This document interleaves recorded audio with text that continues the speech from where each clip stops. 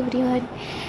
অনেকদিন আগে একটা পার্সেল অর্ডার করেছিলাম, তো সেটা আজকে আসলো আর কি, এসে পৌঁছেছে। তো একটা লাইট অর্ডার করেছিলাম, মানে বেসিক্যালি এটা অ্যাকচুয়ালি যারা ভিডিও বা ফটো তোলে তো তাদের জন্য এটা সুবিধা হয়। তো আমি এটা সেইভাবে অতটা এই ব্যাপারে জানতাম না।